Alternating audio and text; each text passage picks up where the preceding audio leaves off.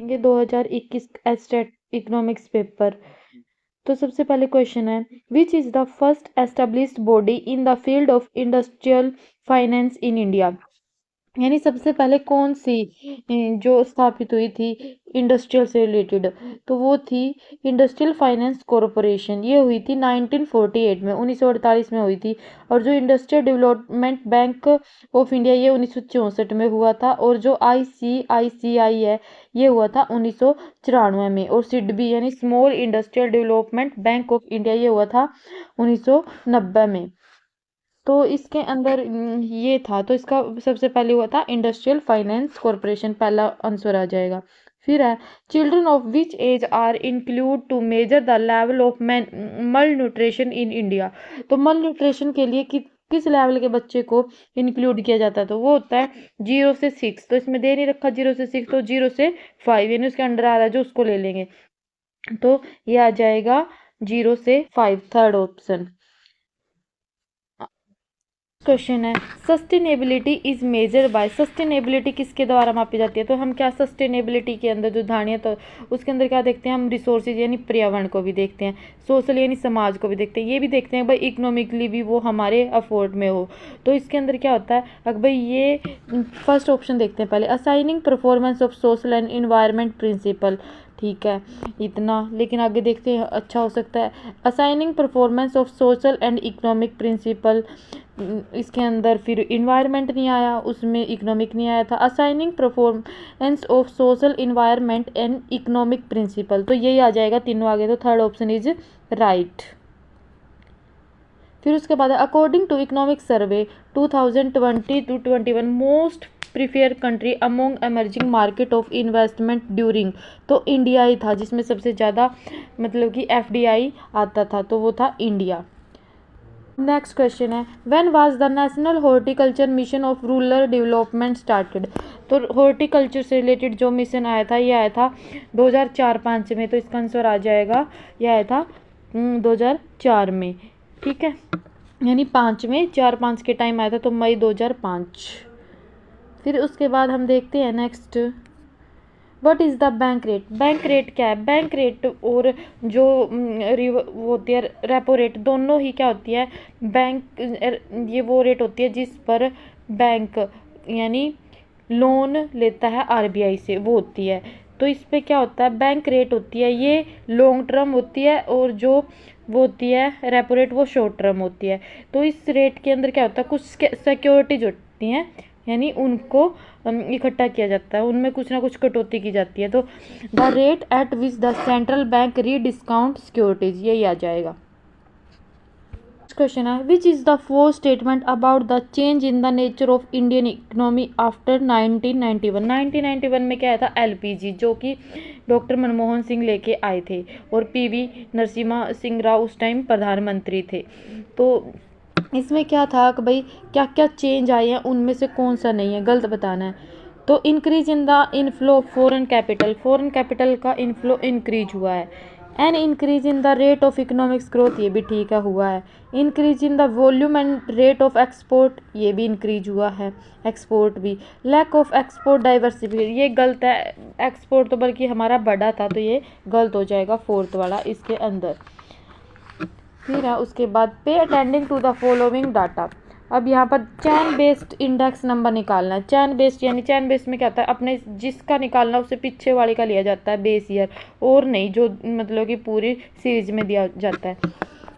2021 का निकालना है, तो हम प्राइज ले लेंगे 21 का, और चैन बेस है तो उससे पीछे वाले यानी 20 का। तो ये आ जाएगा 65 अपॉन में, जो अपना बेस होता है उसको नीचे लेते हैं, करंट अपॉन में बेस इंटू में 100, 65 अपॉन में 60 इंटू में 100, तो 65 अपॉन में 60 इंटू में 100, तो फर्स्ट ऑप्शन ही आ जाएगा। Next question, When was the NSSO established? NSSO national sample survey organisation, ये कब बनाया गया था, ये बनाया गया था 1950 में। ये इसमें क्या था कि भाई ये जो मोस्पी के अंडर काम करता है, जिसमें पॉवर्टी के ऊपर जो डाटा है वो इकट्ठा किया जाता था। फिर एक था CSO, जो कि GDP के ऊपर अपनी मतलब कि GDP में दिखाता था कि भाई किस तरह से GDP ग्रोथ कर रही है। तो इसके अंदर क्या था भाई 2019 में दोनों को मिला दिया गया, किस किस को, NSSO OCS को, और इससे बना NSO नेशनल स्टैटिक्स ऑफिस, मर्ज करके ये बना दिया गया 2019 में। तो NSSO का 1950 में बना था। फिर है who is the next question, who is the credit with implementing the rolling plan in India. जो रोलिंग प्लान है वो कौन लेके आया था इंडिया के अंदर, तो वो रोलिंग प्लान है जो वो लेके आया था गुरनाल मिडल लेके आया था रोलिंग प्लान।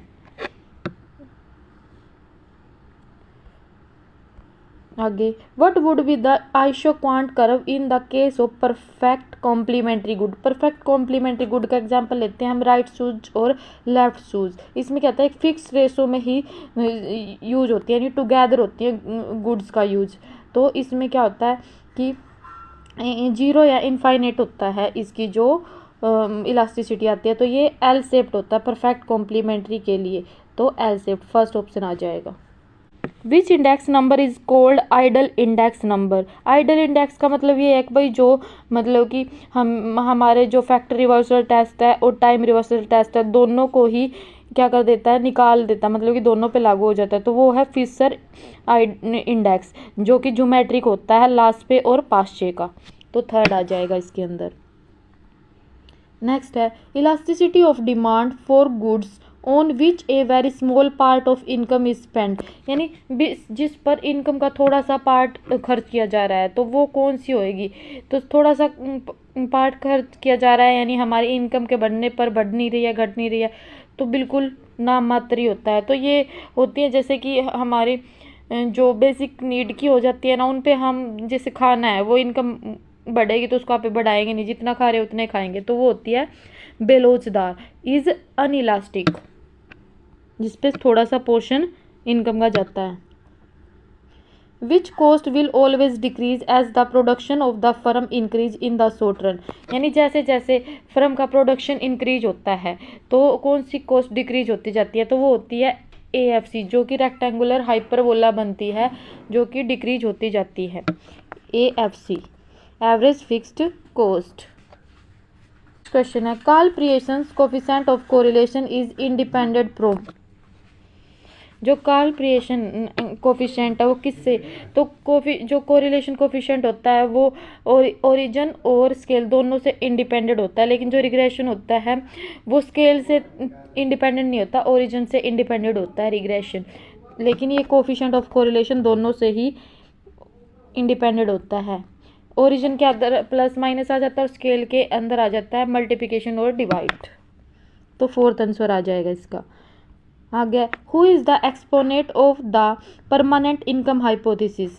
तो ये जो पजल चिड़ी थी केन्जियन और कुजनेट्स के बीच, उसका सोल्यूशन करने के लिए ये आए थे। तो परमानेंट इनकम हाइपोथेसिस ये दिया था फ्रीडमैन ने, मिल्टन फ्रीडमैन ने, तो डी ऑप्शन आ जाएगा। क्वेश्चन है when was the first industrial policy of independent India announced. तो पहली इंडस्ट्रियल पॉलिसी आई थी वो आई थी 1948 में। तो फर्स्ट आई थी 1948 में जो कि अप्रैल में आई थी। फिर इसके बाद 1956 में आई, ठीक है, जिसके अंदर शेड्यूल A शेड्यूल B के अंदर रखे गए थे जो इंडस्ट्री थी उनको, और कुछ बची हुई को शेड्यूल C के अंदर रख दिया गया था, जो कि हमारी NCERT के अंदर मेन टॉपिक दिया भी हुआ है। फिर इसका आ जाएगा थर्ड ऑप्शन। आगे विच of the following state has the highest population density. सबसे ज़्यादा पॉपुलेशन डेंसिटी कहाँ पर है ये बताना है। तो जो बिहार के अंदर है सबसे ज़्यादा पॉपुलेशन डेंसिटी, और यहाँ पर लिटरेसी रेट है सबसे कम है। टोटल फर्टिलिटी रेट भी यहाँ पर सबसे ज़्यादा है। नेक्स्ट है पर कैपिटल इनकम क्या होती है। तो पर कैपिटल यानी प्रति व्यक्ति आय, यानी हर एक व्यक्ति के कितना मतलब कमा रहा है, कितनी उसकी आय है, तो वो क्या होती है हमारी जो नेशनल इनकम है यानी टोटल इनकम है। जैसे मान लो आपके घर में 5 जने हैं, ठीक है, उनमें से एक 100 कमा के लेके आ रहा है, एक 50 कमा के लेके आ रहा है, एक 200 कमा के लेके आ रहा है, एक कमा ही नहीं रहा है, तो टोटल जो हो गया है जितनी इनकम आ रही है उसको और जितने आप सदस्य हो उससे डिवाइड कर देंगे तो हर किसी की निकल जाएगी। तो इसी तरह से हमारी इंडिया की, जैसे कि हर कंट्री की पर कैपिटल इनकम भी ऐसे निकलती है, नेशनल इनकम अपॉन में पॉपुलेशन साइज, यानी जितनी पॉपुलेशन है। तो थर्ड ऑप्शन आ जाएगा। जो प्रोपेंसी होती है MPC APC, यानी वो क्या होती है लॉन्ग रन में। लॉन्ग रन में क्या होता है, दोनों ही इक्वल हो जाती हैं, जो कि C ऊपर बार होता है, ऐसी होती है। ओके, तो MPC and APC long run में बराबर हो जाती है। फर्स्ट आगे, which is not a tool of physical policy. तो फिजिकल पॉलिसी होती है जो गवर्नमेंट के द्वारा जो भी टैक्स लगाए जाते हैं, ट्रांसफर पेमेंट होगी, वो चीज़ें आती है इसके अंदर, यानी गवर्नमेंट कंट्रोल करती है इसको। तो टैक्स आ गया, ठीक है, होता है इसका टूल। गवर्नमेंट डेट भी होता है, पब्लिक एक्सपेंडिचर जो कर रही है वो भी गवर्नमेंट कर रही है, लेकिन जो इंटरेस्ट रेट है ये मॉनेटरी से रिलेटेड है, तो ये नहीं आएगा फोर्थ। आगे ग्रीन GDP, तो ग्रीन से समझ में आ रहा है कि भाई इन्वायरमेंट से रिलेटेड है, यानी हमारे जो इन्वायरमेंट को ध्यान में रखना। तो बस इसका पहला हो गया agriculture and allied sector income. नहीं, black money, free money, black से तो कोई लेना देना ही नहीं है ग्रीन का। Income earn from the new asset, नहीं। तो ये देखो GDP इंक्लूड इन्वायरमेंटल, जो इन्वायरमेंटल अकाउंटिंग को इंक्लूड करती है वो होती है। तो ये फोर्थ ऑप्शन आ जाएगा इसका, जो कि अपने को N दे रखे हैं, यानी N नंबर ऑफ जो आइटम है वो दे रखे हैं। समीशन X दे रखा है, यानी मीन दे रखा है, और मीन का स्क्वायर रूट दे रखा है। स्टैंडर्ड डेविएशन निकालना है, तो इसका फॉर्मूला होता है, वो मैं आपको बता देती हूँ, आप पुट करके निकाल लेना, निकल जाएगा। तो फॉर्मूला होता है इसका कि जो अपने पास ये है, क्या बोलते हैं इसको,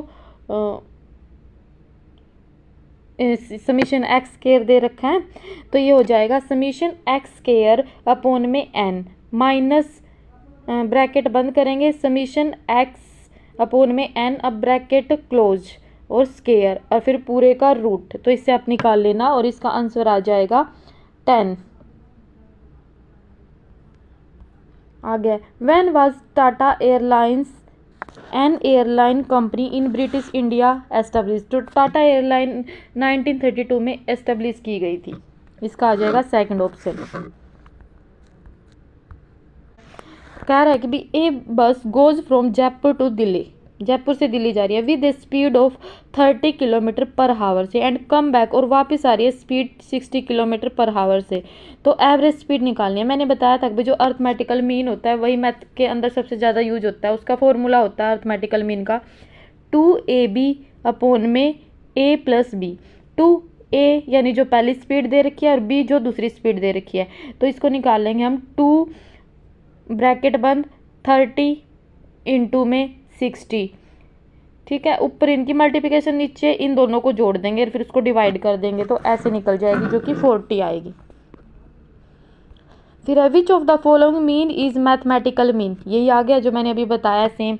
तो harmonical mean is mathematical mean.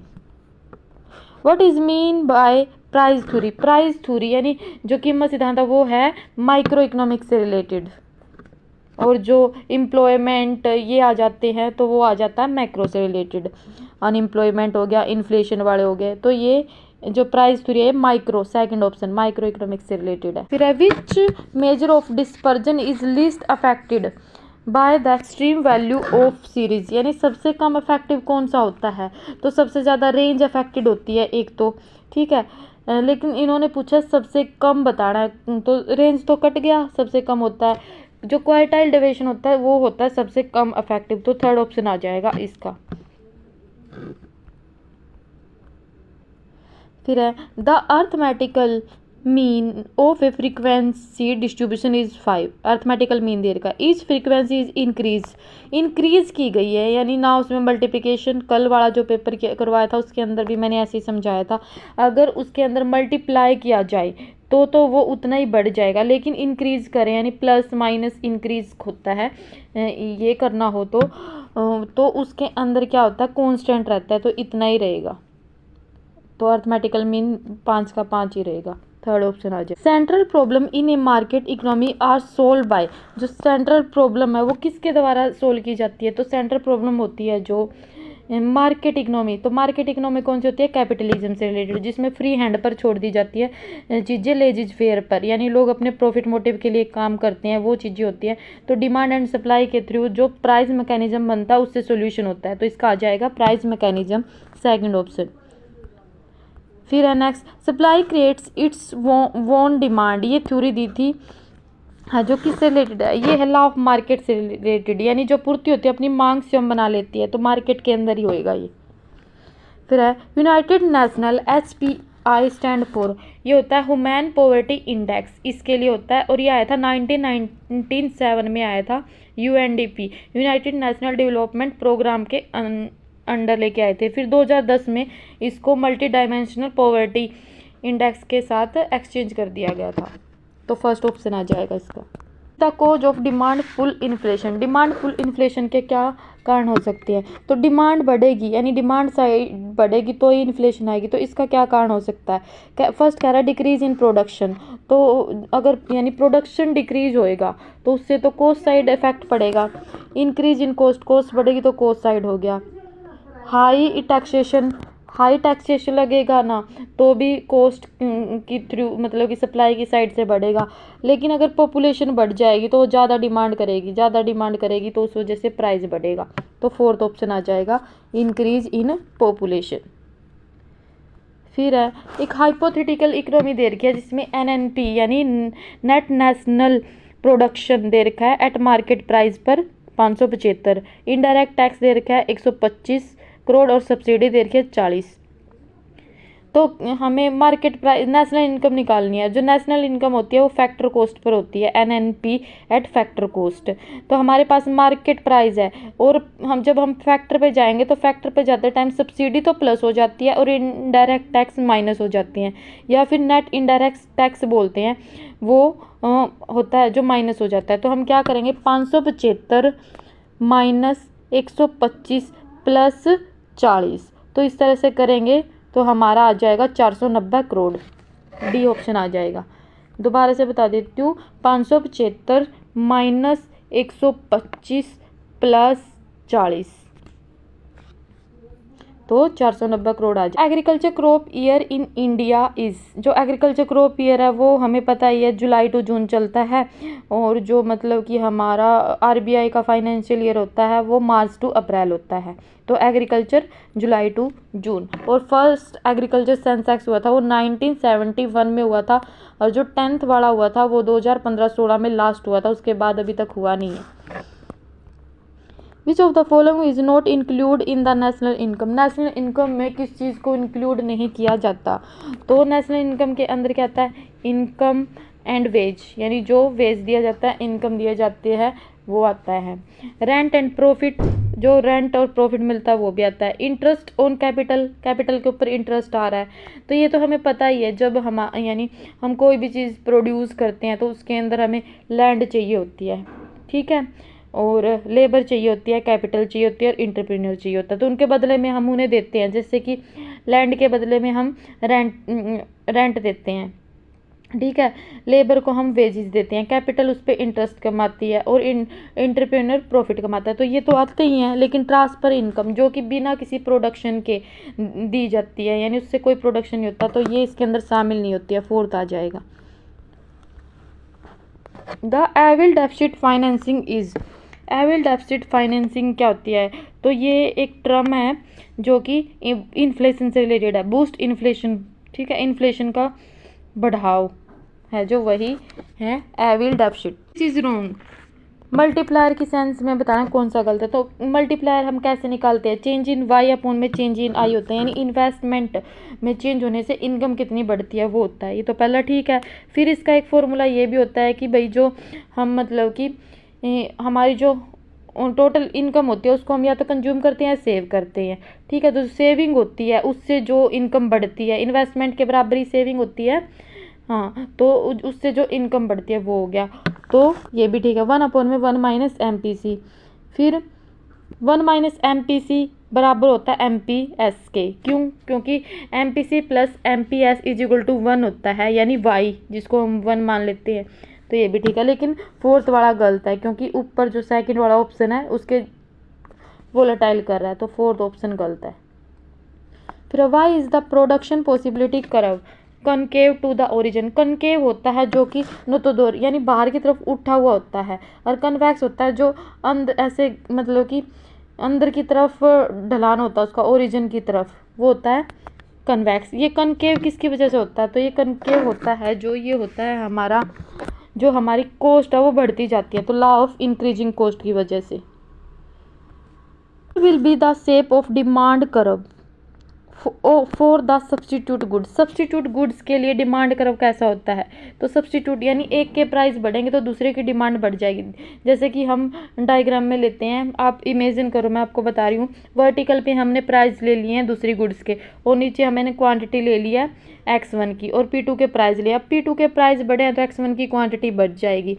तो हमारा जो डायग्राम बनेगा वो कैसे बनेगा, पॉजिटिवली स्लोप ऊपर की तरफ। तो इसका आ जाएगा सब्स्टिट्यूट गुड्स के लिए जो डिमांड कर्व बनता है वो पॉजिटिवली स्लोप्ड होता है, डी। फिर the secondary quartile is equal. जो सेकेंडरी क्वार्टाइल होता है वो इक्वल होता है मीडियन के, तो ये तो पता ही है, तो फर्स्ट आ जाएगा। फिर which is not a field of micro economic. Micro economic से रिलेटेड कौन सा नहीं है, तो हम देखते हैं पहला ही ऑप्शन देखो पहले, तो theory of economic and income and employment, तो यही नहीं है क्योंकि एम्प्लॉयमेंट हमारा मैक्रो लेवल का कॉन्सेप्ट है। कमोडिटी प्राइसिंग, एक कमोडिटी वस्तु की निर्धारित कीमत माइक्रो है। फैक्टर प्राइसिंग कीमत निर्धारण है जो साधन का, वो भी माइक्रो है। और थ्योरी ऑफ इकोनॉमिक वेलफेयर, ये भी माइक्रो है। तो फर्स्ट ही ऑप्शन नहीं है माइक्रो से related. was the Indian Statistical Institute established by the PC Mahalanobis.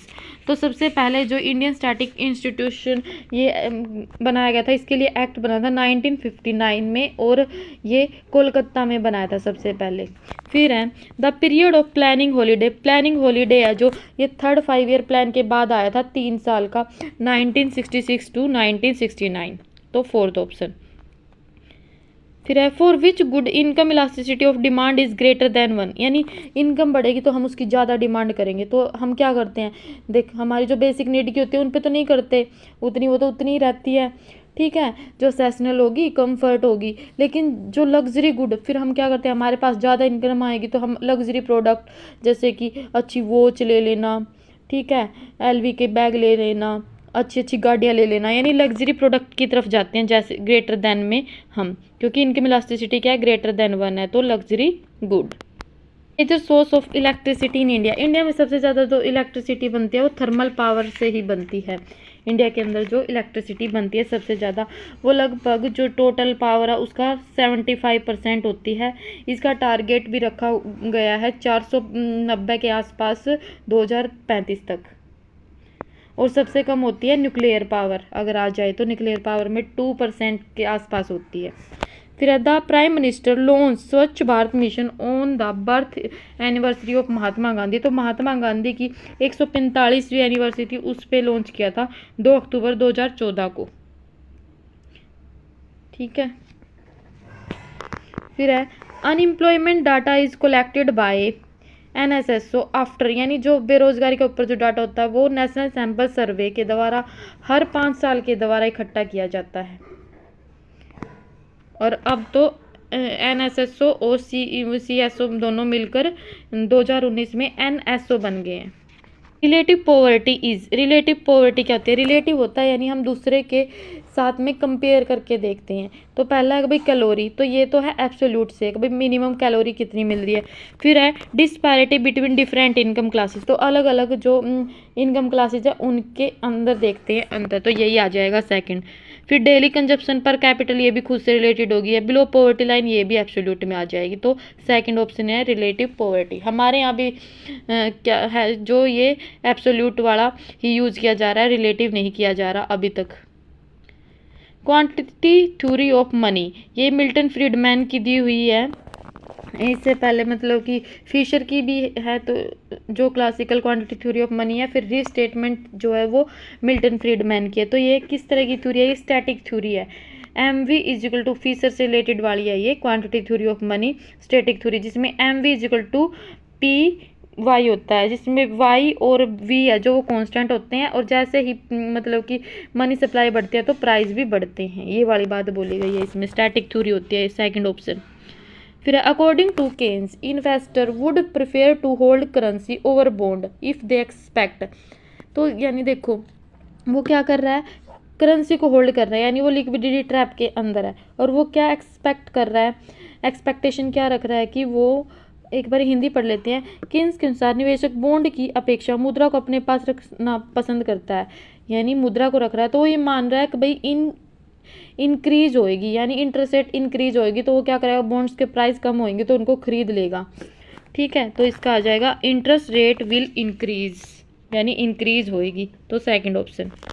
The data of national income in India cold, यानी जो स्वतंत्र भारत में राष्ट्रीय आय के समको को क्या कहा जाता है, तो उनको कहते हैं नेशनल अकाउंट स्टैटिक्स। फोर्थ, फिर which is not a secondary function of money.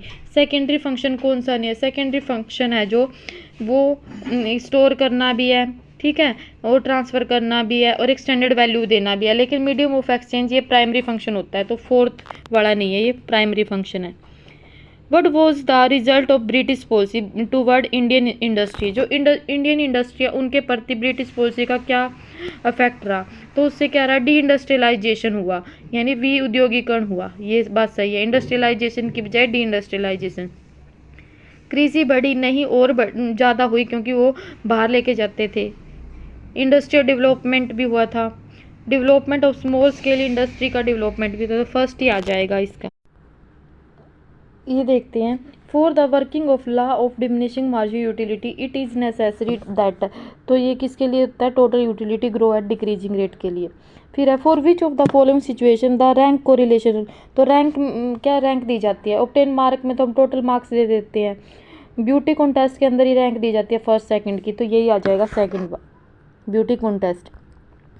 When the total production is maximum, then the marginal product will be zero. Zero होता है जब MP तब TP मैक्सिमम होता है। The wrong statement about revealed preference theory, revealed preference theory के बारे में गलत स्टेटमेंट बतानी है, तो this is called the third root of the logical theory, ये सही है। It was propounded by the Samuelson के द्वारा 1948 में की गई थी, ये भी ठीक है। और it is related to weak ordering, weak order से रिलेटेड नहीं है, स्ट्रॉन्ग ऑर्डर पे है, क्योंकि इसके अंदर जो ये चूज़ कर लेता है उस पर कंसिस्ट रहता है ये, तो इसका थर्ड ऑप्शन गलत है, जो इससे रिलेटेड नहीं है। फिर है what will be the geometric mean of the following, geometric mean इनमें से कौन सा होएगा, तो वो बताना है। तो 22036 ज्योमेट्रिकल मीन होता है मतलब कि सभी का मल्टीप्लिकेशन, जब हम सबकी मल्टीप्लिकेशन करेंगे इनकी तो जीरो ही आएगी, तो इस वजह से जीरो आ जाएगा इसका।